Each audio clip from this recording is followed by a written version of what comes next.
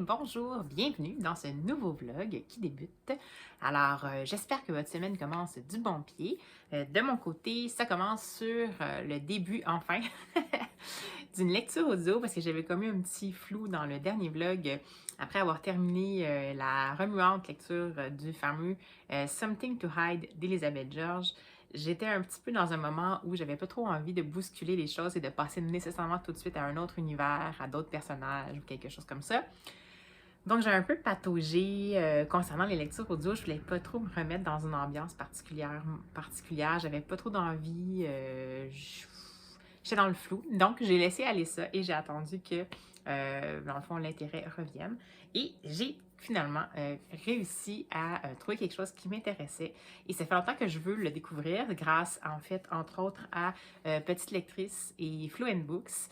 C'est les fameuses aventures de Lizzie Martin et Ben Ross. Donc, c'est Anne Granger qui rédige en fait cette série-là. Et puis, c'est en fond une série de Cozy Mystery. Pas exactement peu d'après ce que je peux comprendre, parce que comme il y a un inspecteur qui est impliqué, c'est pas exactement les codes des Cozy Mystery, mais ça me fait un petit peu penser peut-être aux Sœurs Mitford. Encore là, il y a une servante ainsi qu'un policier qui est un inspecteur qui est impliqué. Là, donc, bref, moi, je suis pas dans les puristes. Ce qui m'intéresse, c'est la plume, les personnages et l'ambiance. Donc, j'ai donc décidé d'entamer le premier tome, en fait, des enquêtes de Lizzie Martin. Je l'ai en numérique, je l'écoute aussi en audio. Donc, c'est A Rare Interest in Corpse. En français, je me souviens pas c'est quoi le titre de la version française. Je vais vous mettre la petite vignette parce que c'est traduit en français de toute façon. Alors voilà, donc dans ce tome-ci, on va rencontrer les deux personnages principaux de cette série d'enquêtes-là. Donc, Elizabeth Martin, donc Lizzie Martin, qui est la fille d'un médecin qui est décédé et qui se retrouve un peu sans le sou, sans endroit où vivre, et elle va finir par se faire offrir par la femme de son parrain un emploi, donc de dame de compagnie, mais de dame de compagnie qui fait un peu partie de la famille, mais dont dès le départ, elle sent que oui, mais il va falloir quand même qu'elle travaille fort, puis elle n'aura pas des gros revenus. Mais bon, ça, c'est sa première prémisse, et elle va arriver à Londres pour la première fois. C'est une jeune femme qui vient du Derbyshire. Et voilà, donc c'est la première fois qu'elle arrive dans cette ville-là. Et en parallèle, donc ça va être une des voies qu'on va suivre dans l'histoire. Et ensuite, en narration à deux voix, dans le fond, il va y avoir le parcours de Ben Ross, qui est un inspecteur à Scotland Yard et qui a fait son chemin pour se rendre là, qui vient également d'un milieu peut-être moins aisé et qui a fini par prouver sa valeur, prouver le fait que sa place était bien là, en devenant finalement montant en grade et en devenant inspecteur. Donc, on va le suivre également un petit peu son parcours de vie. C'est sûr, c'est un tome 1, donc c'est sûr que c'est un petit peu plus introductif. Et on va se rendre compte que leur destin risque de se croiser parce que le début de l'histoire, ça commence, puis ça, c'est pas un divulgateur, là, ça commence dès le départ comme ça. À l'arrivée à Londres de Lizzie Martin, lorsqu'elle est dans un taxi, un taxi, c'est pas un taxi à l'époque, là, c'est plus comme un fiacre, disons. Elle va voir un chantier qui est en cours de travaux et elle va voir un cadavre qui va être retiré du chantier. Puis elle va demander, dans le fond, au conducteur du fiacre, mon Dieu, mais qu'est-ce que c'est ça? Est-ce que c'est parce qu'il était en train de creuser où il y avait un cimetière? Est-ce que c'est un ancien cadavre ou c'est nouveau? Puis ben là, c'est un petit peu mystérieux et tout ça. Puis quand elle arrive chez la fameuse femme de son parrain, qui est Madame Parry, elle entend parler un peu du contexte et puis on la met un petit peu en garde sur le fait que l'ancienne dame de compagnie est comme disparue un peu sans crier gare. Donc ça reste comme ça. Bon, jusqu'à maintenant, on n'a pas besoin vraiment de grand-chose pour essayer de voir si potentiellement il peut y avoir un lien, mais je ne sais pas. Donc je ne vous en dirai pas plus de toute façon. Et ensuite, de l'autre côté, on va voir Ben Ross, qui est l'inspecteur, qui lui va devoir enquêter sur, dans le fond, un cadavre qui a été trouvé dans un chantier d'une jeune femme et qui semble avoir des vêtements peut-être pas tout à fait. Elle a été trouvée dans un endroit qui était très pauvre, très démuni, mais elle a des vêtements quand même de bonne facture, donc ils ne sont pas trop certains qu'elle appartient vraiment à ce milieu-là. Donc, il va devoir essayer de rechercher qu'est-ce qui se passe. Et il va finir par, lien interposé, par débarquer, dans le fond, chez les Parry où Lizzie Martin est. Donc, c'est sûr que là, je vous donne un petit peu d'informations, mais en même temps, c'est vraiment dit très, très, très rapidement. Et ensuite, on va bien voir qu'est-ce qui va se passer. On sent qu'il y a beaucoup de non-dits. On est dans une famille bourgeoise où on dirait que chaque personne n'est pas vraiment qui elle semble être. Donc, il y a beaucoup de retenue au niveau des émotions, des informations. Puis, ce qui est intéressant, c'est que le personnage de Lizzie Martin, en tout cas jusqu'à maintenant, c'est un personnage de femme complètement déterminée, alors que ça se passe à l'époque victorienne.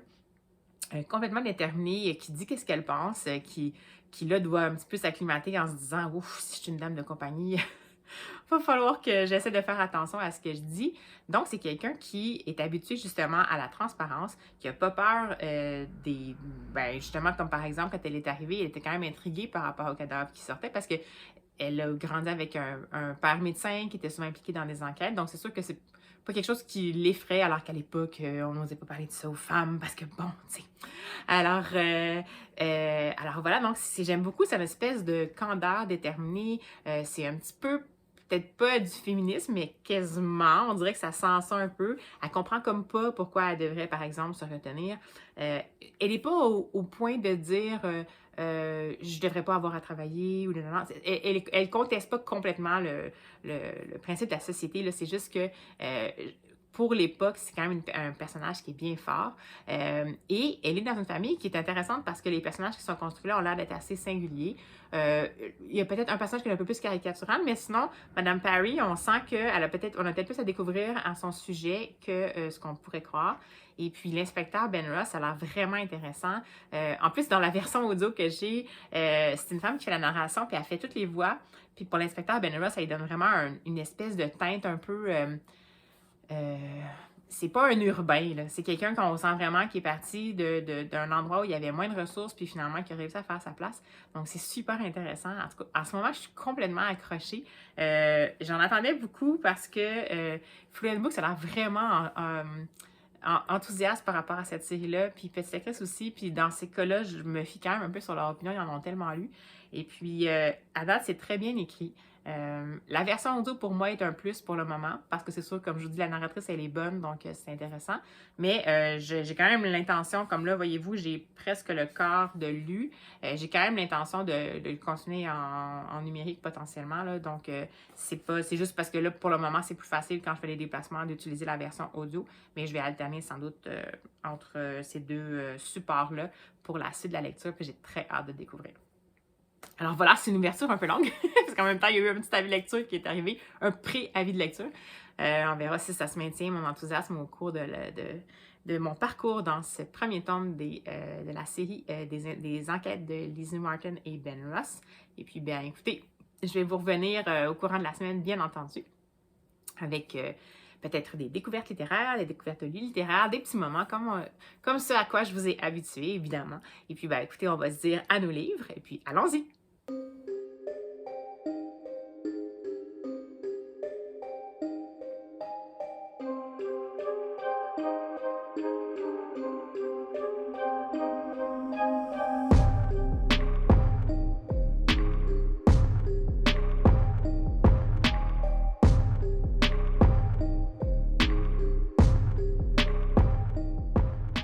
Hey, bonsoir! Alors, je fais un bref petit coucou parce que, emportée par mon élan d'enthousiasme pour ma lecture audio, je l'ai terminée finalement, tout en audio. J'ai pas vraiment lu finalement en numérique, mais donc le livre que j'avais en cours, comme je vous ai annoncé au début du vlog, c'était bien le tome 1 de la série des enquêtes de Lizzie Martin et Ben Ross, Dan Granger, donc A Rare Interest in Corpses.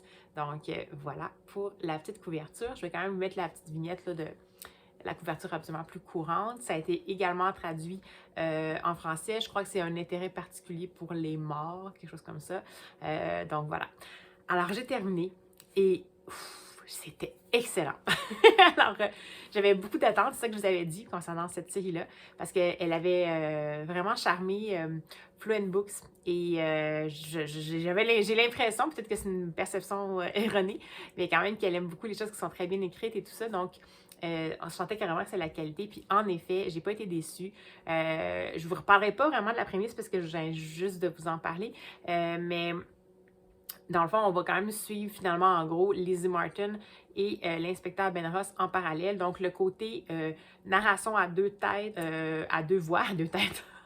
Ben aussi, à deux voix se poursuit. C'est intéressant, ça fait changer la perspective, ça fait avancer l'action, pas toujours en parallèle, donc c'est un peu en quinconce. Donc, des fois, on va un petit peu plus loin avec un personnage, après ça, on revient un peu à l'arrière, mais pas complètement à l'arrière. Donc, c'est super intéressant, ça rend les choses totalement dynamiques. Les personnages sont vraiment bien fouillés. À date, là, que ce soit les personnages principaux, donc le fameux duo, ainsi que les personnages qui les entourent, oui, on est quand même dans les traits assez typiques de ce qui peut se passer à l'époque victorienne, mais c'est quand même bien développé. C'est pas juste des archétypes et tout ça. Donc ça, j'ai vraiment aimé ça. En plus, ça se passe dans une période historique assez singulière. Puis on va y retrouver... bon, c'est sûr que peut-être que des fois, pour certains, ça pourrait être un peu lourd, mais on explique bien la période victorienne. Donc, les mœurs, les us et coutumes, les événements historiques.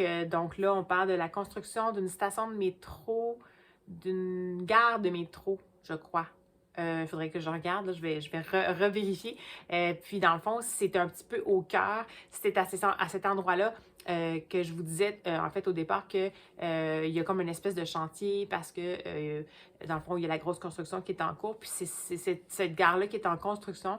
Donc, c'est intéressant parce qu'en même temps, c'est ancré dans l'histoire. J'aime ça quand c'est comme ça veut dire que c'est pas lourd puis c'est clairement de la fiction. Là, c'est pas que ça s'est passé.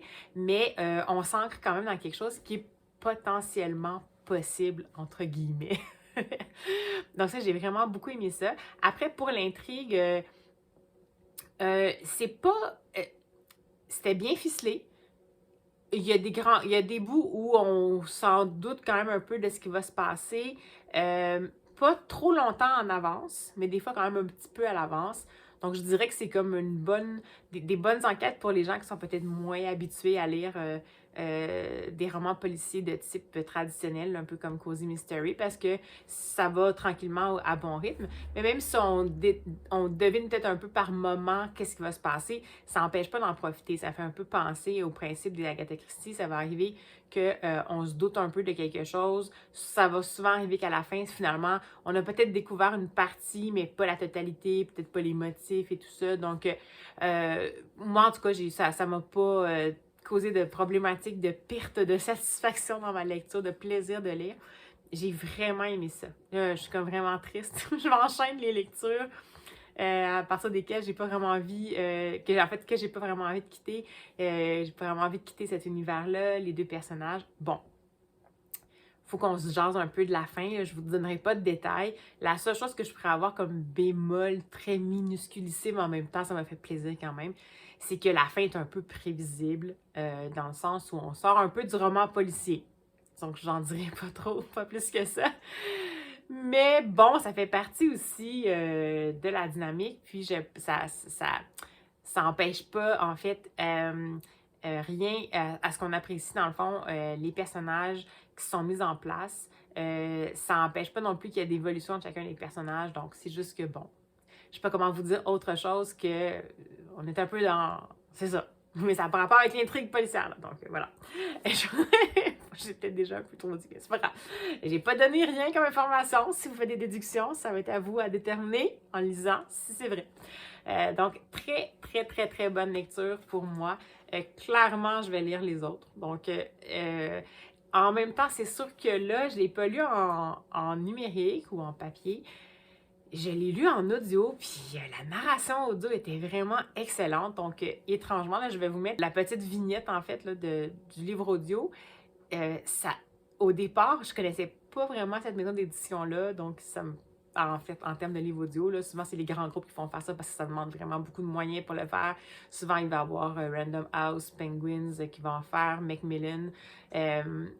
Mais là, je connaissais pas la maison du tout. Je pense que c'est WHC, quelque chose comme ça. Peut-être que je me trompe. Puis finalement, c'était deux narrateurs. Ben, je vous avais dit que la fille faisait des voix, puis c'est vrai. Parce que dans le fond, il y a deux voix. Il y a la voix de Lizzie Martin, le point de vue de Lizzie Martin, puis le point de vue de Ben Ross. Donc, chacun chacune des voix est faite par un narrateur différent, donc un narrateur féminin pour Lizzie Martin, puis un narrateur masculin pour Ben Ross. Mais par contre, après ça, quand ils vont rencontrer des personnages ou d'autres personnages, d'autres protagonistes, chaque narrateur va faire les voix, donc c'est sûr qu'ils vont interpréter. Autant, peu importe le genre. Donc, c'est ce que je vous disais que c'était comique parce que la femme faisait la voix pour l'inspecteur Ben Ross d'une certaine façon, alors que l'homme le disait, qui était quand même assez similaire, mais c'est vraiment bien fait. Puis la narration est excellente, donc ça donne encore plus, je crois, c'est vraiment une plus-value aussi pour le livre. Donc, faites-vous pas votre plaisir. Si jamais vous voulez le tenter en audio, pourquoi pas. C'est sûr que là, moi, je dois vous dire que je l'ai quand même lu en version originale en anglais. J'ai aucune idée de quoi a l'air la traduction en français. Comme ça se passe à Londres, j'espère qu'elle n'est pas trop truffée d'argot franchouillard pour les gens qui vont lire en français. Sachez que si vous avez quand même un certain intérêt à tenter le coup en VO, c'est pas non plus... bon, ok, c'est quand même l'époque victorienne, fait que des fois, il va y avoir des expressions à plutôt typiques qu'on va peut-être pas nécessairement bien comprendre si on n'est pas habitué en anglais, mais on comprend quand même, puis ça reste assez simple comme vocabulaire. C'est très... utilitaire, je dirais quand même. Mais il y a quand même des petits bouts de description, il y a des dialogues et tout ça. Mais c'est peut-être un bon roman pour tenter le coup, essayer de voir si vous pouvez lire en VO. Parce que La Plume d'Anne Granger, je pense que ça vaut la peine quand même d'en profiter dans sa langue originale. Je pense que c'est vraiment là qu'elle se déploie le mieux. Alors voilà pour mon petit point lecture de la fin de journée. Ben écoutez, je vais vous revenir. Là, j'admets qu'à ce stade-ci, je suis encore pris devant ce dilemme-là. Je pense que je suis pas dans un blocage de lecture, mais c'est ça que ça me fait quand j'ai des bonnes lectures, très bonnes lectures, voire coup de cœur, c'est que j'ai pas vraiment le goût de quitter, en tout cas, comme je vous disais plus tôt, ces univers-là. Bon, je me répète. Mais ça veut dire aussi que j'ai vraiment de la difficulté à essayer de trouver autre chose qui va m'interpeller. J'en ai des livres en haut, j'ai l'épée à lire du Cold Winter Challenge, mais là, pour le moment, on dirait que autant quand j'enchaîne des livres qui sont moyens, je finis par faire... Je vais jamais retomber dans quelque chose qui me donne vraiment envie de lire. Puis là, finalement, quand j'enchaîne des lectures qui sont excellentes, je me dis, ouais, mais là, y a-t-il vraiment quelque chose qui va... qui va, dans le fond, être aussi plaisant que ce que je viens de vivre comme expérience de lectrice. Bon, ok, c'est vraiment pas un problème majeur, là. Dans la vie, il y a des gens en ce moment qui ont des choses beaucoup plus rudes auxquelles faire face, là, mais disons que à mon niveau de lectrice, c'est quand même une semaine comme ça. Fait que je vais voir, je ne me mets pas de pression, est-ce que je vais en lire beaucoup ou pas, je verrai. C'est sûr que j'ai encore des déplacements à faire, donc je vais essayer de voir si je suis capable de me choisir un autre livre audio. Peut-être que je peux voir si j'ai pas un livre audio qui est dans ma pile du Cold Winter Challenge. Comme ça, je pourrais peut-être faire avancer un peu les choses. Sinon, j'avais bien envie de commencer à lire John le Carré. J'en ai jamais lu. Ça fait longtemps qu'on entend parler, puis c'est un style typique là, en fait, du policier qui, il me semble que c'est plus comme du thriller, mais que j'avais vraiment envie de découvrir depuis longtemps. Puis là, il y en a un qui est paru récemment, je pense que c'est Silver Wing. Je vais vous mettre la vignette. Et puis ça avait l'air intéressant. En fait, on est vraiment de l'espionnage plutôt. Je disais thriller, mais ouais, thriller d'espionnage. Et puis ça avait l'air vraiment intéressant. Bon, ok, c'est peut-être parce que ça parle de gens. de quelqu'un qui aime les livres, ça doit être pour ça. Là. La fille est vraiment monomaniaque. Mais bon, ça me donnait bien envie. Fait que ça, je sais que je l'avais emprunté en livre audio.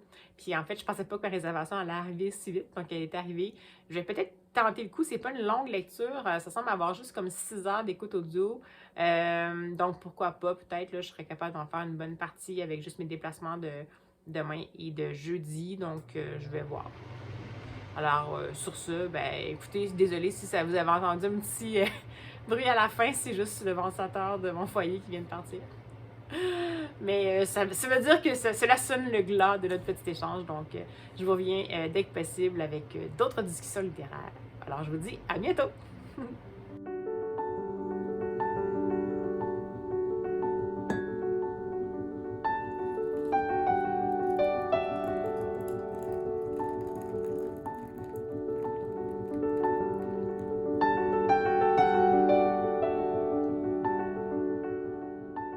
Hey, bien le bonjour. Alors, me voici avec mon petit coucou du jour pour vous parler de ma lecture audio en cours parce que oui, j'ai finalement essayé Quelque chose que j'avais... Ça fait longtemps que je veux lire, en fait. J'en ai parlé, dans le fond, hier. C'est que j'avais jamais lu de John le Carré. Puis là, j'avais été un peu attirée par la prémisse du plus récent John le Carré qui est sorti. En français, je sais pas c'est quoi le titre, mais en anglais, c'est Silverview. Voilà. Et puis, bien, on est encore, évidemment, John le Carré dans les romans d'espionnage. Donc, je pourrais peut-être, sans doute pas vous parler beaucoup de l'intrigue de ce livre-là, parce que, bon, c'est un roman d'espionnage, donc, évidemment, il y a beaucoup de chances que je vous divulgage des choses si je vous en parle trop. Mais en gros, on va suivre plusieurs personnages qui, pour le moment, en tout cas, je suis rendue à peut-être le peut-être le quart bientôt, et je ne sais pas encore tout à fait quels sont les liens qui les unissent. Mais entre autres, on va suivre quelqu'un qui a l'air d'avoir un point de rencontre avec la fille d'une femme qui est en train de mourir et qui va venir porter une enveloppe secrète à cette personne-là. On ne sait pas trop qu'est-ce qui se passe. Il semble avoir des précautions à prendre pour la suite pour pas que personne ne se rende compte de quoi que ce soit. Il y a cette partie-là. Ensuite, il y a surtout le personnage qui semble revenir le plus souvent, et c'est un jeune homme qui est le fils de ce que je comprends, un genre de prêtre déchu là, qui a eu finalement qui a été exposé en public pour ses aventures de chambre à coucher hors mariage, et qui est mort prématurément, qui a fait en sorte que le jeune homme a dû se débrouiller par lui-même et pas nécessairement faire ce qu'il voulait dans la vie. Il est allé dans le commerce à Londres, et là, on le retrouve dans une petite bourgade dont j'oublie complètement le nom, où il vient de s'ouvrir une librairie. Et sa librairie, évidemment, vient d'arriver. Il n'y a pas tant de clientèle que ça. Et un jour, il va croiser un certain Edward qui va se présenter. Un monsieur très âgé qui est là, qui va poser des questions sur un peu sa vie, qui va lui suggérer un livre à acheter au moins, donner des conseils et tout ça. Puis bon, il va un peu rester se demander qu'est-ce qui s'est passé là. Puis là, plus ça va aller, plus ce jeune homme-là va un peu rencontrer les gens de la place, la personne où il y a le petit restaurant et tout ça. Puis il va finir par comprendre que c'est un peu comme une institution, cet homme-là. Mais il n'arrive pas vraiment à trouver de traces sur Internet de cet homme-là, donc il ne sait pas exactement qui c'est. Et il semble comprendre que cet homme-là est en fait le mari d'une femme qui est très malade, et qu'ils habitent dans une maison qui s'appelle Silverview, qui se trouve à être une grande, grande maison qui est plus reculée par rapport au village. Et plus ça va aller, puis plus il va apprendre des choses par rapport à ce couple-là qui habite là, donc la femme qui actuellement est malade et le fameux vieux monsieur.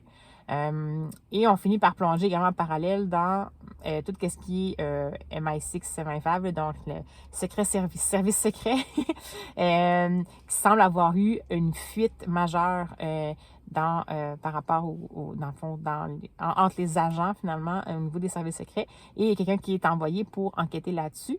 Et cette personne-là semble être la personne qui a reçu l'enveloppe au départ voilà, du livre. Alors voilà, c'est un peu entremêlé, on ne sait pas trop qu'est-ce qui se passe. Jusqu'à maintenant, j'aime bien la plume. C'est une plume qui est très facile d'accès. C'est vraiment quelque chose...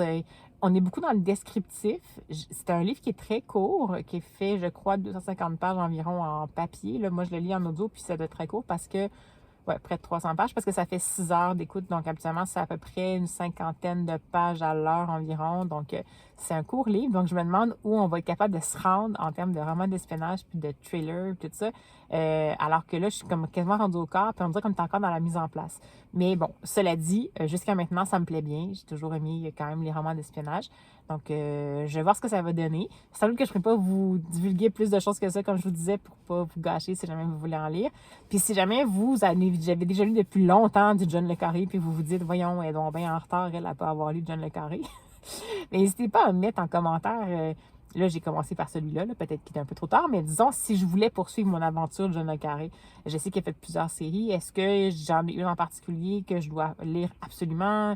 Il est connu pour quel titre? J'ai fait quelques recherches, mais j'aimerais bien avoir l'opinion de lecteurs réels. Donc, ben voilà, n'hésitez pas à partager tout ça en commentaire. Et puis, ben, sur ce, je vais aller poursuivre ma petite marche du dîner. Puis, je vous reviens dès que je peux. À plus tard.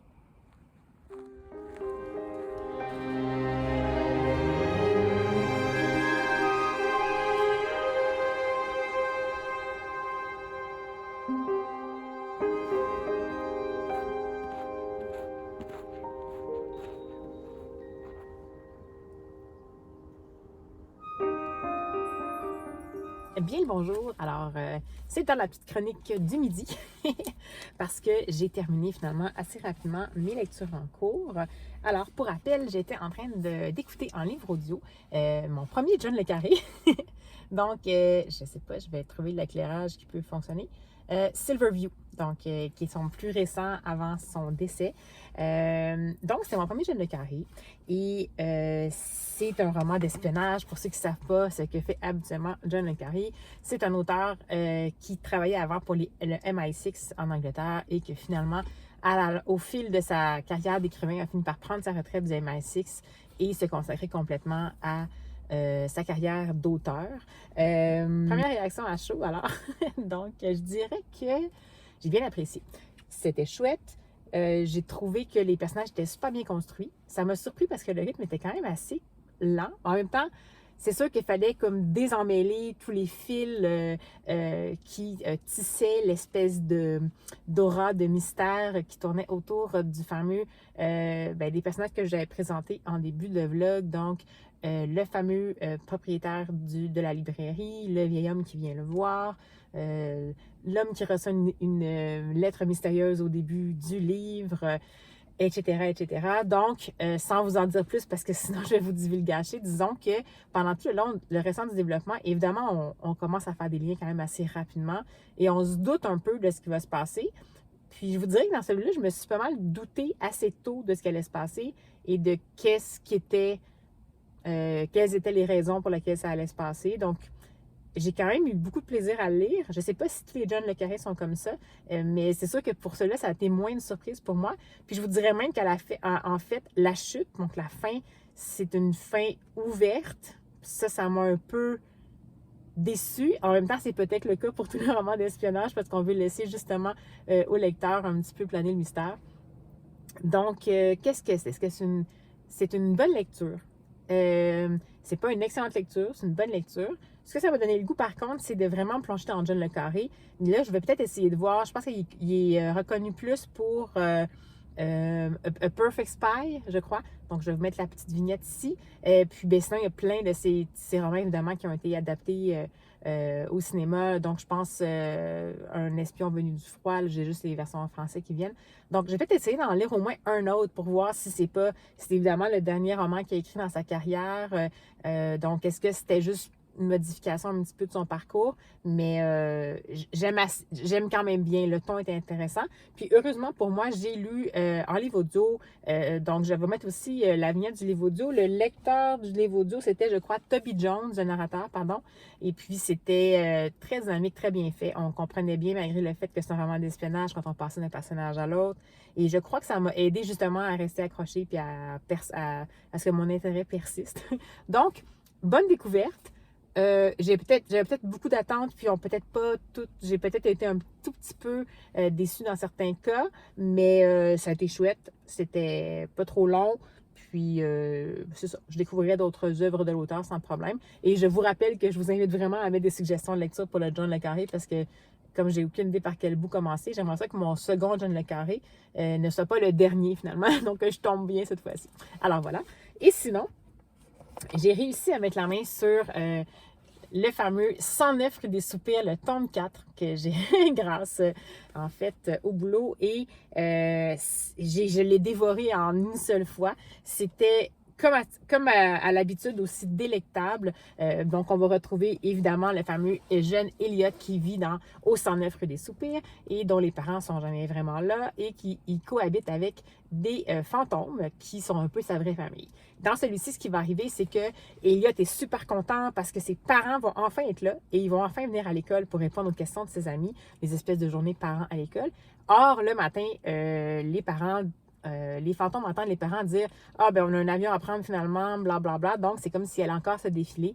Puis ils savent tellement à quel point c'est important pour Elliot cette journée-là que là, ils sont vraiment en panique. Puis en raison de la panique, il y a un des fantômes qui rentre en collision avec un des parents. Puis ça fait ce qu'on appelle une collision ectoplasmique. Et le fantôme reste pris dans le corps du parent, puis il va être là pour un certain temps. Donc, va s'en suivre, qu'est-ce qu'on va faire avec ça? Et les fantômes vont finalement décider, pour faire plaisir à Elliot et essayer de sauver la situation, d'occuper également le corps de l'autre parent pour devenir les parents d'Eliott à l'école dans les corps qui ne leur appartiennent pas. Donc, va s'en suivre, bien entendu, plusieurs péripéties tout aussi délicieuses que cocasses.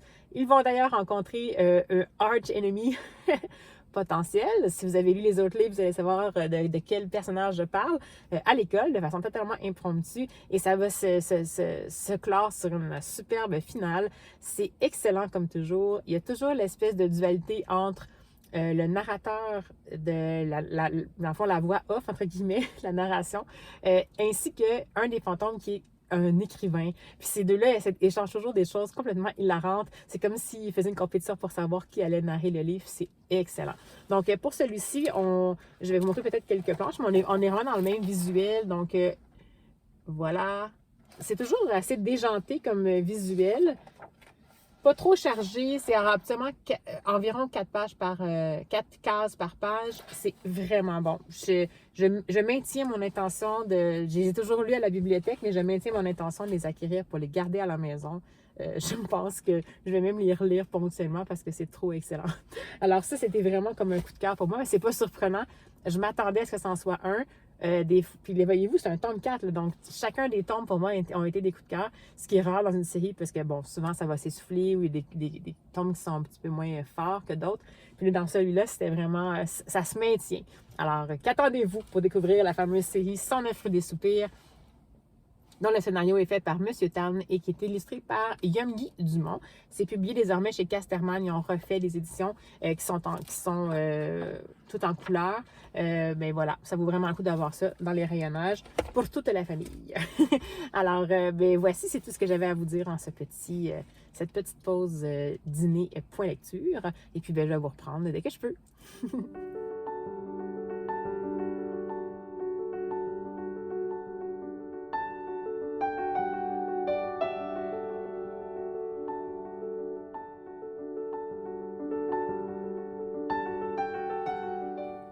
Hey! Alors, un petit coucou d'un vendredi très enneigé pour vous faire un petit mini point lecture parce qu'en fait, j'ai commencé finalement une nouvelle lecture audio, mais je suis un peu... j'ai un peu d'appréhension concernant cette lecture audio-là. Donc, vous allez me dire pourquoi tu l'as choisi, Marie-Soleil.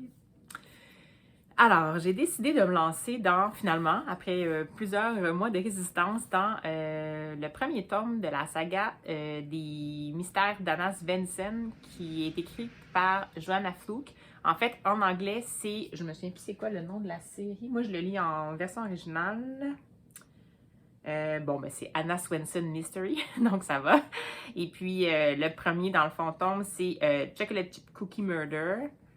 Donc, moi, je l'ai en numérique comme ça ici, mais je l'ai également en audio. Puis, je vais vous mettre quand même la couverture en français que je trouve beaucoup plus intéressante. C'est juste que comme ça se passe quand même aux États-Unis, d'après ce que je peux voir en tout cas avec l'accent qui est mis dans le livre audio, j'ai même pas osé prendre la version française parce que je me suis dit que ce serait peut-être pas approprié comme traduction. J'ai l'impression qu'il y aurait peut-être potentiellement beaucoup de petits tagots franchouillards qui me titillent toujours un peu, là, ça me dérange un peu moi ça.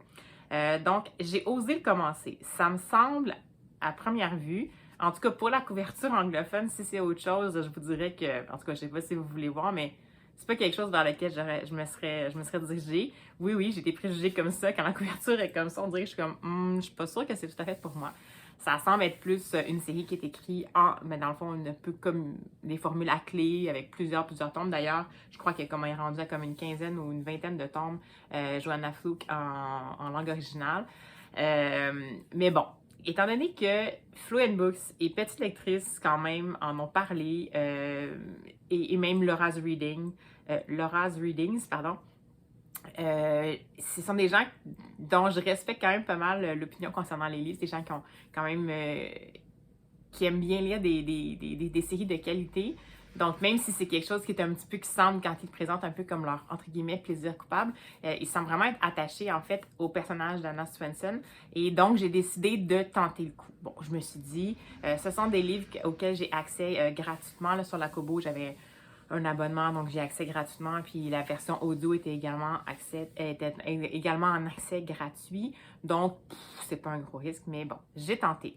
J'ai donc commencé ça en livre audio et je vous dirais que jusqu'à maintenant, bon, on va se le dire, on n'échappe pas comme au cliché, mais c'est quand même intéressant jusqu'à maintenant. Donc, je vous explique en gros, on va suivre Anna Swenson qui a décidé de se rapprocher de sa famille quand, dans le fond, quand le père, dans le fond, est décédé, pour pouvoir être, dans le fond, c'est l'aîné d'une famille avec une sœur qui s'appelle Andrea et un frère, je pense, qui s'appelle Michel. Et elle a décidé de se rapprocher pour être justement faire son rôle d'aîné, puis d'essayer d'aider justement pour bon, les obsèques, et puis comment la mère va s'en survivre après ça seule. Et elle a donc laissé derrière elle ce qu'elle avait comme vie, qui était une vie d'enseignante, si j'ai bien compris. Et elle a décidé de s'ouvrir une boulangerie-café et qui s'appelle, en anglais, c'est The Cookie Jar, donc la boîte à biscuits. Et elle se spécialise dans les biscuits faits maison. Et puis, elle sert également du café. Et puis, ça a quand même pris son envol. Donc, on va la retrouver, Anna Swenson, dans cette dynamique-là où elle va aller là tous les jours. Bien sûr, les recettes sont originales, c'est elle qui les fait pour les biscuits. Elle a quelqu'un qui l'aide, qui s'appelle Lisa, qui est une jeune femme à qui elle avait donné sa chance au début comme serveuse, puis qu'elle a finalement considéré que finalement elle était vraiment douée, fait qu'elle a comme un peu transféré vers la boulangerie en même temps. Et on va tranquillement découvrir quels sont les personnages qui évoluent dans cette municipalité-là, ce petit village-là qui s'appelle Lake Eden, qui ressemble pas mal un peu à une ambiance de Stars Hollow là, pour les Gilmore Girls. Donc vraiment une petite municipalité où tout le monde se connaît et tout ça, où c'est dur de, disons, mettre le passé derrière. Et donc, on va bien vite comprendre que pour le moment, il y a Anna Swenson qui est un peu le personnage central. Il y a Lisa qui fait un peu comme personnage secondaire. Sa sœur Andrea, qui a également une fille qui s'appelle Tracy, qui est donc la nièce d'Anna Swenson, qui vont être présentes dans celui-ci. Je ne sais pas s'ils sont présentes après ça pour la suite des choses. Également, il va avoir son beau-frère qui est en fait Bill, je crois, qui est en fait, dans le fond, l'inspecteur, pas le shérif, là, mais un des policiers de la municipalité. Et qui, justement, là, vient de passer son examen pour devenir inspecteur, puis il veut comme un peu prouver qu'est-ce qui se passe. Et je crois quelqu'un d'autre qui... Bon, il y a aussi des personnages qui évoluent autour de l'école. Edna, une personne qui s'occupe de la cantine et tout ça. Puis je crois un autre personnage qui fait partie de ceux qui donnent des contraventions pour la circulation et tout ça. Donc, bref, vraiment petite ville. C'est cette ambiance-là qu'on a. Quand je vous disais qu'on ne sort pas des clichés, c'est-à-dire que c'est sûr que, bon, la plume de l'autrice, je pense qu'elle se prend pas vraiment beaucoup au sérieux. Quand elle va décrire, par exemple, je sais pas moi, le policier ou tel personnage, elle va mettre l'accent sur peut-être le fait qu'il est bien musclé, blablabla. Bon, fait que je sais pas trop où ça s'en va, puis j'espère que ce sera juste des petits hints, parce que ça, moi, des fois, ça a tendance à trouver ça un peu lourd. Mais sinon, la composition des personnages jusqu'à maintenant est vraiment intéressante. Donc, Anna Swenson a un caractère bien trempé. On voit qu'elle a pas la langue dans sa poche, mais elle essaie de faire des efforts pour avoir du tact, mais c'est pas comme sa force, mettons. Il y a le typique classique, dans le fond, de son personnage, qui est son aide, son assistante, Lisa, qui est un petit peu plus timide, mais que je sens qu'il risque peut-être d'avoir un rôle important. C'est juste que c'est pas quelqu'un qui se met en avant. La fameuse sœur Andrea, qui est une espèce de carriériste et qui sait pas trop comment être mère, puis a tendance à comme un peu donner, pitcher ses responsabilités de mère à tout le monde. Donc, elle va souvent amener sa nièce chez Anna Swenson parce qu'elle sait pas trop qu'est-ce qu'elle peut faire avec. Et puis tout ça. Donc, tous les personnages à date qu'on a rencontrés, même si ce sont des personnages secondaires, sont bien caractérisés. Ils sont basés sur quand même des traits archétypaux, mais on sent que l'autrice veut quand même les développer. Donc, jusqu'à maintenant, ça me semble correct. On est encore dans la mise en place, c'est normal, c'est un tome 1, donc c'est sûr que ça va être un petit peu plus introductif. Mais bon, voilà. Et rapidement, on va comprendre qu'est-ce qui va se passer, parce qu'évidemment, c'est de Chocolate Chip Cookie Murder. C'est que rapidement, on va voir que dans l'histoire, il y a des habitués au fameux café de Cookie Jar, et il y en a un qui fait, c'est Ron, je crois, qui est un livreur, puis qui, chaque fois, dans sa run de livraison, dans le fond, va passer près de l'école, près du café, puis il va passer comme un peu avant l'ouverture pour se prendre un café, puis toujours avoir ça, d'avoir des biscuits dans son camion pour être tout ça. Puis il est vraiment réglé comme une horloge, il est toujours là à la même heure.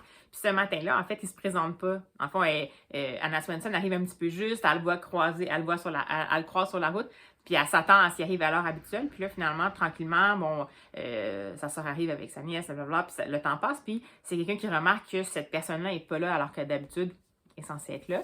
Et elle apprend par sa nièce qu'elle l'a vu tourner un coin, donc, mais mettons, il y a comme une vingtaine de minutes, puis techniquement, il aurait dû se présenter, dans le sens où ça fait partie un gars d'habitude, puis il est pas là, fait que bon, ben, Anna Swenson, elle va voir en se disant, bon, il est peut-être pris avec son camion, puis tout ça, donc elle va le voir, puis elle découvre le camion de livraison de Ron, mais Ron a été assassiné dans son camion, donc une balle, il a été tiré, une balle dans le cœur.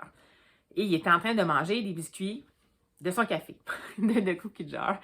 Donc, évidemment, qu'elle va tout de suite appeler les autorités et tout ça. Puis ça la stresse un peu parce qu'elle se dit, j'espère qu'ils vont pas trop parler du fait qu'il mangeait des biscuits. Parce que là, j'ai peur que les gens aient comme un peu, tu sais, dans une petite ville, comment ça se jase et tout ça. Puis, ben, dans le fond, c'est son beau-frère Bill, qui est le policier, qui va prendre l'enquête en charge, puis qui va lui dire, écoute, si tu entends quelque chose dans ton café, tu peux-tu me faire signe, parce que comme j'aimerais vraiment ça le résoudre, ce serait ma première enquête après mon examen pour être inspecteur, puis j'aimerais ça, bon. Fait que ça reste comme ça, puis on sent vraiment que Anna connaît tout le monde, que tout le monde aime bien Anna, donc on va la suivre dans ce qui semble être une enquête à deux cerveaux, là. Donc la voix officielle par le policier Bill, puis la voix officieuse, mais qui amène beaucoup, beaucoup d'eau au moulin de Anna. Et on va même voir qu'en fait, pour le moment, la nièce d'Anna, Tracy, qui était un peu comme la dernière personne à croiser, puis je pense qu'elle a 6 ans, même pas, elle va au kindergarten, 3, 4 ans, 5 ans peut-être, puis elle est la seule qui aurait peut-être vu la personne qui a été assassinée, parce que dans le fond, il a fait un babaille en tournant le coin. Puis ce serait la dernière qui l'aurait vu. Puis elle aurait entendu un gros boom, elle pensait que c'était un pot d'échappement. Mais la petite fille, elle pense que c'est ça. Puis dans le fond, il réalise que peut-être qu'elle a entendu en fait le coup de feu. Donc ça, c'est tout au début. Là, je fais pas de divulgage. Ça vous divulgage rien. Donc on sent que dans le fond, tout le monde va bientôt être rapidement impliqué là-dedans. Jusqu'à maintenant, je trouve ça agréable. Puis en fait, genre, je prends beaucoup plaisir à ça. La plume est super intéressante, comme je vous dis. Il y a beaucoup d'humour. Ça se prend pas au sérieux. C'est quand même bien écrit. Comme je vous dis, il faut juste pas s'attendre non plus à... Bon, il y a des petits raccourcis d'archétypes qui sont choisis. C'est peut-être que ça va être prévisible, je sais pas. Mais pour le moment, j'apprécie beaucoup. On dirait que juste que je suis sur mes gardes parce que j'ai peur que ça tombe puis que ça devienne comme trop facile un petit peu, puis peut-être un peu trop dégoulinant de clichés. Ça me fait un peu peur. Mais dans le fond, jusqu'à maintenant, j'en profite beaucoup. Puis comme je disais, ce qui m'a beaucoup marqué, c'est que ça semble être vraiment une des séries phares de Fluent Books, qui est quelqu'un qui aime beaucoup les écrivains de qualité. Donc je me dis, bon, peut-être en même temps, on a tout le droit d'avoir différentes choses qu'on aime dans la vie. Donc on dirait que c'est pour ça que je suis allée. Mais honnêtement, si j'avais m'étais juste fiée sur la couverture, je sais, c'est vraiment... c'est vraiment superficiel là, comme critère. Mais je m'étais fiée sur la couverture, je l'aurais jamais pris. Là. Je l'avais déjà regardé parce que je l'avais vu passer dans plusieurs comptes BookTube, puis je me disais, oh mon Dieu, tant mieux si ça leur plaît, mais moi, de mon côté, ça ne m'interpelle pas du tout. Donc, je l'ai testé. Est-ce que je vais me forcer, est-ce que je vais faire un blitz pour le terminer d'ici la fin de ce vlog-ci? Je ne le sais pas. Ce que je pense, c'est que je vais me laisser vraiment en lecture audio au long cours. Au long cours, peut-être que dans le sens que je vais peut-être le finir comme dans le prochain vlog. Donc, ça se peut que je n'en reparle pas tout de suite. Mais c'est quelque chose qu'on peut, je crois, grappiller. Tu sais, je peux l'avancer un peu, arrêter, reprendre, lire d'autres choses en même temps. Ça ne me dérange pas. Ça, c'est assez simple quand même comme mise en place avec les personnages puis comme intrigue. Donc ça va, je suis pas prise au point que j'ai pas nécessairement le goût de faire intervenir d'autres univers littéraires pendant que je suis en lecture de celui-là. Alors voilà, c'était mon moment confession. Je vais tenter ça, je vais tenter cette série-là. J'ai essayé beaucoup de séries, c'est juste qu'il y en avait que je me doutais que il y avait il y avait plus de points qui semblaient être potentiellement m'intéresser et tout ça. Soit que c'était dans une époque qui m'intéressait ou le type d'intrigue, de prémisse qui était vraiment intéressante. Là, pour moi, ça m'apparaissait un petit peu plus facile, un petit peu téléfilm romantique, mettons. Mais on sait jamais. Donc, pour le moment, ça me plaît bien. J'arrête de me défiler. On dirait que je me sens mal de vous en parler, franchement. Donc, jusqu'à maintenant, ça me plaît. Et puis, je vous en parlerai quand je l'aurai terminé. Alors, écoutez, je vous reprends dès que je peux de toute façon, sans doute au cours de la fin de semaine, si j'ajoute d'autres lectures à mon petit parcours livresque de la semaine. À plus tard!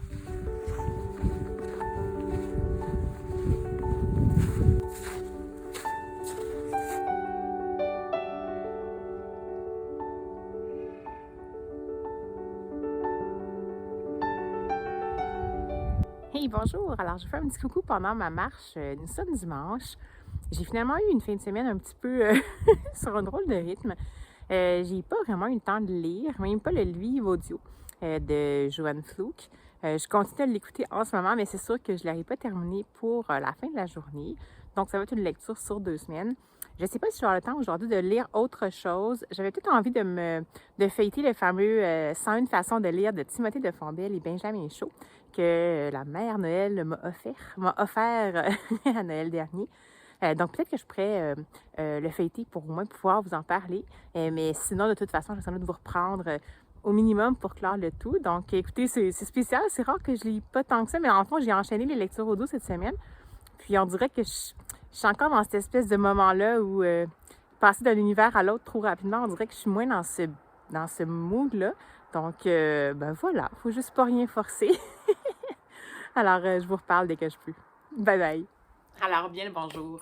Me revoici en ce dimanche fin de journée et j'ai finalement décidé de prendre le temps de lire, ce qui est habituellement la meilleure solution pour y arriver. Et dans le fond, ça a été comme la meilleure décision que j'ai prise de ma journée parce que en lisant les livres que j'avais, je m'étais dit, ah, je vais les lire, c'est des graphiques, ça va aller vite. Parce que bon, des fois, ça m'arrive d'avoir le goût, surtout quand je suis un peu pas en panne de lecture, mais en difficulté de choix de lecture, d'avoir le goût de commencer quelque chose et de le terminer. Donc, bon, graphique, souvent, c'est la solution. Et en fait, ça a été pour des raisons très différentes, ça a été 2 coups de cœur. Donc, je vous présente ça. Tout d'abord, dans un registre un petit peu plus sombre, mais quand même, j'ai finalement lu le roman graphique que j'avais emprunté à la bibliothèque, qui est tout récent, qui est une nouveauté québécoise. Donc, c'est Voler au-dessus des trous de Catherine Lepage. C'est chez La Pastèque. Et en fait, c'est une espèce de... C'est une BD autobiographique, je dirais, mais je pense que c'est vraiment, tu sais, évidemment, c'est de la fiction, là, quand même, c'est de l'autofiction, surtout qu'au départ, je vais vous lire le petit truc qu'elle a mis au départ, qui était l'autrice a mis une photo de sa famille, et puis elle a dit, « Papa, maman, j'espère que vous comprendrez qu'à travers vos traits que je caricature, c'est avant tout de moi que je me moque. À vous, donc, qui m'avez donné de quoi affronter toutes les tempêtes, l'amour et l'humour. » Donc, c'est vraiment chouette. Donc, on va passer à travers un peu l'existence de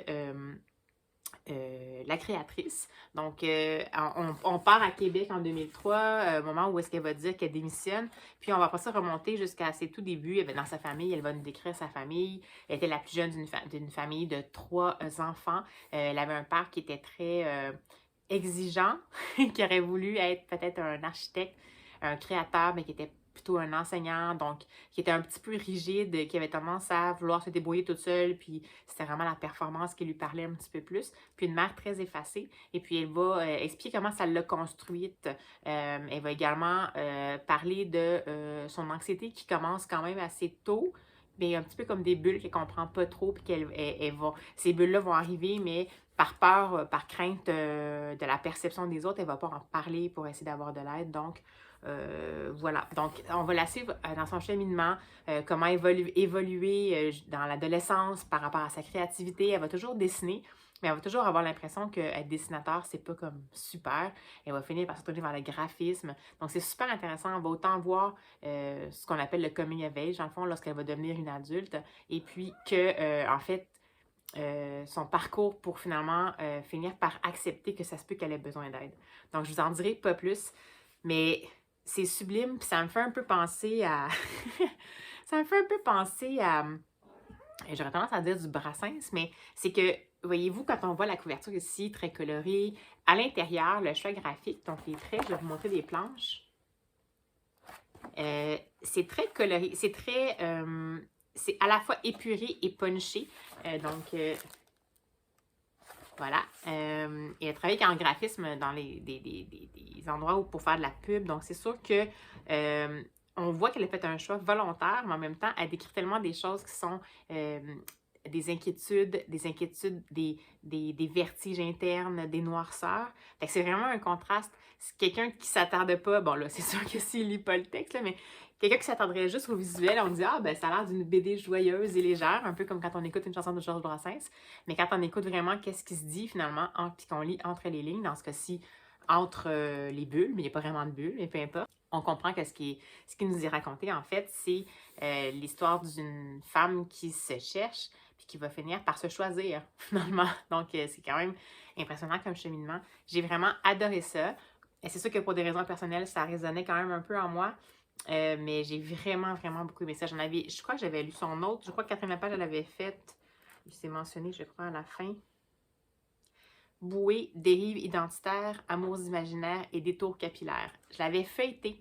Puis son choix est toujours de couleur toujours très punchée. Le rose fluo est beaucoup présent. Là, dans ce cas-ci, elle change quand même de camailleux. Là, donc, c'est pas tout le temps dans... Il y a du fluo, là, mais c'est pas tout le temps dans cette palette-là. Ça m'a permis justement de me laisser... puis c'est moins chargé un petit peu. Son ancien était très chargé. Puis on dirait que moi, je me sentais comme un peu...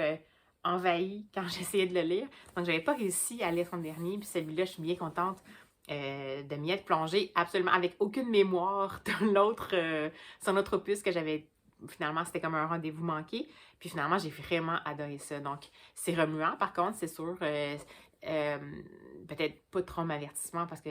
mais je veux dire, pour des gens pour qui peut-être la santé mentale a pu être parfois des choses qui les ont fait trébucher, ben il faut juste que vous sachiez que c'est sûr qu'on va quand même aborder ça, mais ça peut être dans différentes façons, une façon pour certaines personnes de réaliser que peut-être c'est à eux autres là, de faire le restant du bout de chemin, une meilleure compréhension de l'entourage, mais ça ne veut absolument pas une BD didactique là, sur la santé mentale, c'est juste que c'est plutôt un parcours personnel, une évolution personnelle, un parcours créatif, puis entremêlé à ça, évidemment, la santé mentale qui est là comme, je dirais, personnage secondaire ou éléphant dans la pièce, mais il y a vraiment eu des petits bijoux là-dedans. Donc, coup de cœur pour Voler au-dessus des trous de Catherine Lepage chez La Pastèque.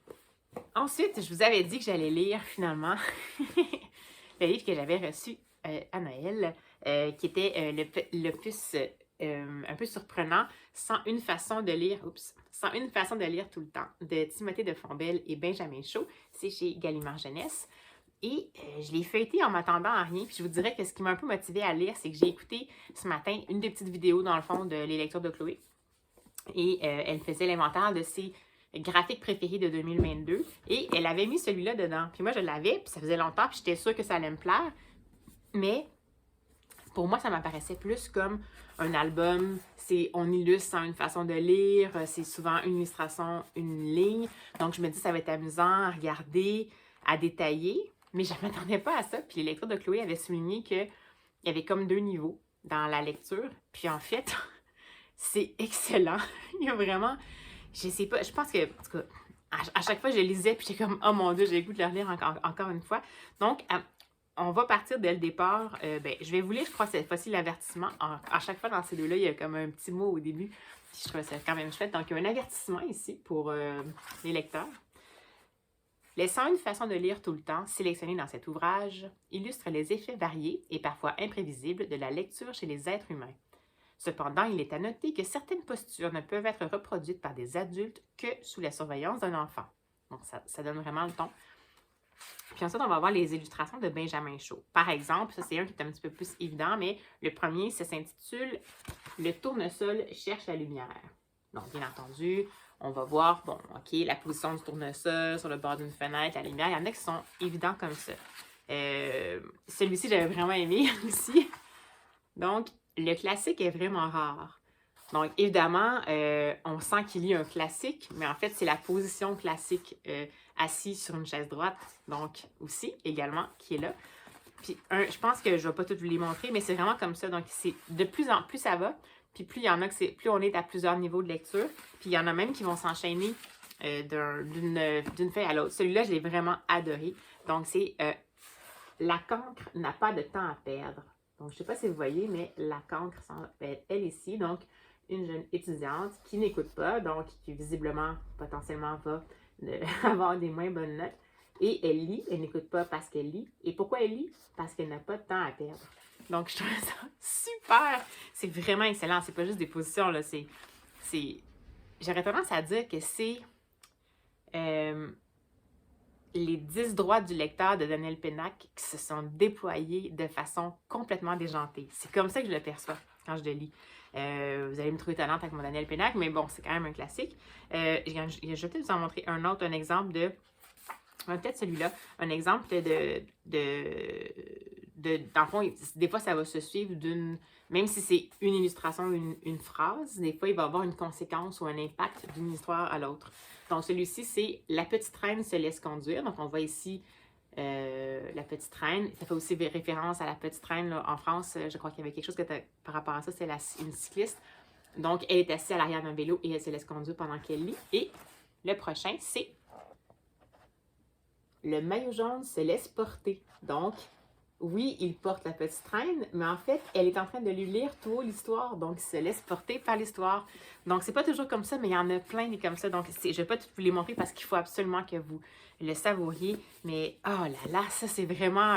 c'est quelque chose que j'ai eu l'intuition que ça serait chouette. J'en avais un peu entendu parler, mais sans simplement des gens qui avaient dit dans les booktubers que je suis que ça allait sortir. Puis je me disais, bon, Timothée de Fontbelle, là, sa plume, j'aime vraiment. Puis je m'étais dit, c'est une valeur sûre. Puis là, avec la petite puce à l'oreille que les lectures de Chloé, ça m'a mis quand j'ai écouté la vidéo, je me suis plongée. Mais je ne m'attendais pas à ça. Je m'attendais à quelque chose d'un peu plus en surface, un peu plus léger. Mais bon, j'aurais dû savoir qu'avec Timothée de Fontbelle, c'est jamais comme ça. Je ne choisis pas la facilité. C'est parfait. C'est un incontournable. Autant pour les gens qui veulent juste le relire, les grands lecteurs, c'est un cadeau que vous pouvez donner à tout vent. J'aurais tendance à dire autant à des adultes qu'à des familles. Donc, on peut les discuter avec les enfants. C'est vraiment chouette de voir qu'est-ce qui va retenir l'attention d'un enfant. On peut également discuter en classe parce que c'est clairement des livres avec des inférences. Donc, ce qu'on voit n'est pas nécessairement... ce qu'on lit n'est pas nécessairement ce qu'on voit. Donc, oui, en fait, là, maintenant, oui, quand on va à plus qu'un niveau, mais c'est intéressant, dans le fond, là, de travailler là-dessus. Donc, vraiment, ne boudez pas votre plaisir. Allez-y, n'hésitez pas. Ça vous le prend absolument. Je suis vraiment contente d'avoir lu ces deux livres-là. Puis, en fait, bon, c'est ça, je vous disais, je me suis un petit peu bousculée la motivation parce que j'ai vraiment de la misère à enchaîner, dans le fond, cette semaine. Puis, j'ai peut-être un peu plus de préoccupation, donc peut-être que la concentration est moins là, ou pourtant le désir de voyager entre les lignes est là, mais on dirait que j'ai un petit peu plus envie d'avoir des relectures, des choses que je connais. Donc, dans ça là, d'habitude, c'est parce que j'ai plus de préoccupations puis que je cherche un peu à me sécuriser avec des univers que je connais, dont je connais la portée émotive. Mais là, je suis contente d'avoir fait le plongeon. Évidemment, pour deux raisons différentes, puisque le premier que je vous ai montré était très remuant, en même temps super bon et vraiment excellent, fait avec finesse. Puis le deuxième, c'est un tour de force, c'est vraiment excellent. D'ailleurs, je voulais vous montrer, c'est peut-être juste moi, mais j'ai l'impression qu'il y a comme un peu une parenté d'illustration. Ben là, peut-être pas, là, c'est peut-être juste la palette, mais je vais en prendre un qui est plus... On dirait qu'il y a une portée, il y a quelque chose en commun entre, disons, ça ici. C'est sûr que c'est un petit peu moins détaillé pour Catherine Lepage. Puis le trait, dans le fond, il y a un petit quelque chose. Gros trait. Donc, on mise beaucoup sur le gros trait pour les contours. Celui-là, dans le fond, par contre, celui-ci, il est vraiment pleine couleur. Puis pour les autres, dans le fond, on y va vraiment avec les contours, puis on y va en monochrome, donc ça fait un effet différent. Mais il y a quelque chose quand même d'intéressant. Puis dans les deux cas, faut aller au-delà, dans le fond, de ce que l'image va véhiculer. Par exemple, l'affaire de la cancre, ben, c'est intéressant parce qu'au début, on se dit, bon, la cancre, ça va évoquer quelque chose. On se dit, oh mon Dieu, pauvre personne. Puis finalement, en fait, il faut aller au-delà de ça parce que finalement, cette personne-là a l'air vraiment heureuse d'être dans son livre parce qu'elle considère que ce qu'elle apprend, c'est une perte de temps. Donc, ça permet vraiment de multiplier les points de vue. C'est, vraiment super enthousiaste. Donc, écoutez, ce que je vais faire, c'est que je vais clore le vlog de la semaine ici parce que je me sens un petit peu guimauve, couette, pas trop bougée pour le restant de la journée. J'ai l'impression que je vais peut-être juste poursuivre ma lecture audio en cours, là, le fameux Joanne Flouk dont je vous parlais tout à l'heure. Et puis peut-être que je vais me préparer des lectures pour la semaine prochaine. Mais comme je ne compléterai pas nécessairement de nouvelles lectures, ben, je ferai la clôture dans le fond du vlog ici. Alors j'espère que cette semaine-ci vous a également plu et puis que vous avez pu peut-être découvrir des lectures qui vous donnent envie de commencer l'année du bon pied. Puis n'hésitez pas à discuter en commentaire encore une fois. Je vous rappelle que dans ce vlog-ci, je vous avais interpellé concernant John le Carré. Donc n'hésitez pas à me dire s'il y a un livre qu'il faut absolument que je lise, parce que j'ai lu son plus récent, c'est le review, mais est-ce qu'il fallait que j'en lise d'autres? Quelle série? Est-ce que je prends vraiment sa série avec un personnage qui est récurrent ou je vais avec ses one-shots? Donc je vous invite vraiment à le faire parce que ça m'intéresse sincèrement. Donc, ne soyez pas timide, allez-y. Ça va me faire plaisir de découvrir les suggestions que vous avez. Donc, d'ici à ce qu'on se reparle, bien, je vous souhaite des belles lectures. Et puis, j'espère que la prochaine semaine sera très, très chouette pour vous. Puis, ben, écoutez, je vous dis à la prochaine!